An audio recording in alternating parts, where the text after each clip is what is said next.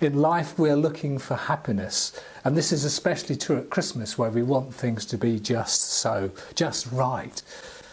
Today we have so much information at our fingertips with Google, etc. Yet happiness is sometimes elusive.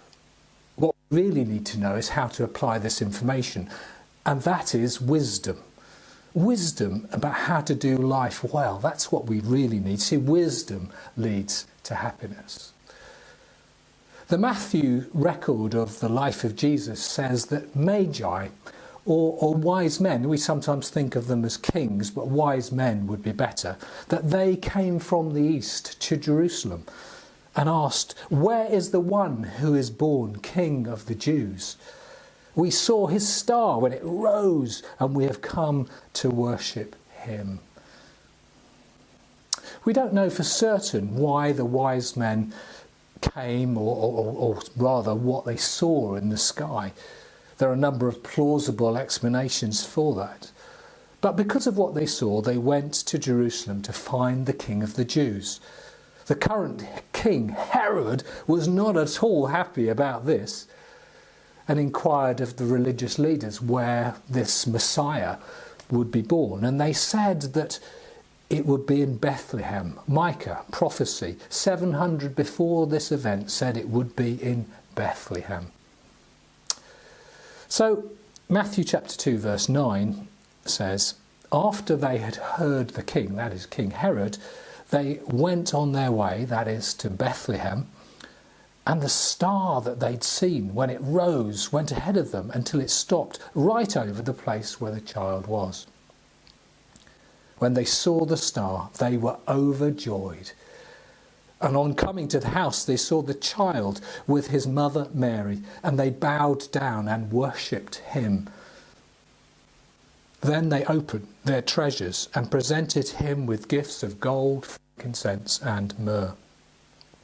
And having been warned in a dream not to go back to Herod, they returned to their country by another route.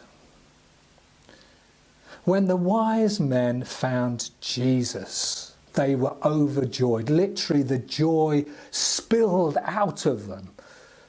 It was the appearing of the star, the prophecy of Micah 700 years before, and perhaps just seeing the child there caused them to bow down, worship, and gave lavish gifts.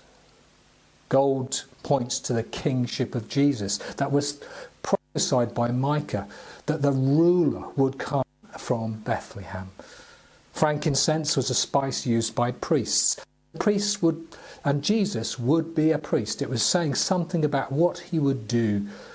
Priests simply connect men and women to God. How would Jesus do this connection? Well, the third gift tells us this. Myrrh was used in the anointing or burying of a dead body. A bit of a strange thing to give to a child, isn't it? Imagine if you go to a baby shower or a dedication and you gave the baby a tombstone or an urn to put their ashes in. They'd think you were a bit weird, but actually they gave Jesus myrrh for his death. The thing is, Jesus is very different. You know, we're born to live, but Jesus was actually born somehow to die. Somehow Jesus' death, we are forgiven. It's a symbol from God that we are forgiven. And now there can be no barrier between us and God. As a priest, he connected God and humanity. And we can now have God's life in us. As Jesus said later, he came to give life and life in abundance. True, real wisdom, real life. But not only does he say us what to do in life, but what he actually does is he gives us the ability to do it through that connection with God, God's energy and strength and motivation changing us. When we truly find Jesus, we will be overjoyed. Spilling joy comes over us and out of us, bringing something much greater than happiness, but a deeper and richer happiness of joy.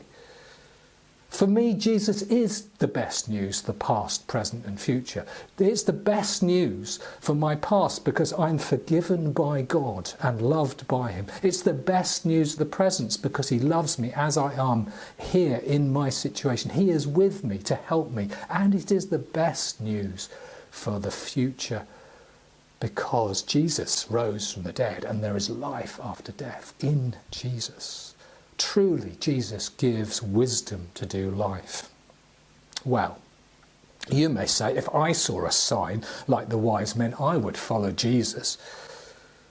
Today, God has left other signs that I think that we can and find and discover Jesus. One way you can explore that is in Alpha Course, that you can chat through things. The wise men found Jesus because they were looking. They looked, and they travelled a great distance. And as we look, we will find him. And we can have his joy spilling out of our lives to others, a deeper and a richer kind of happiness.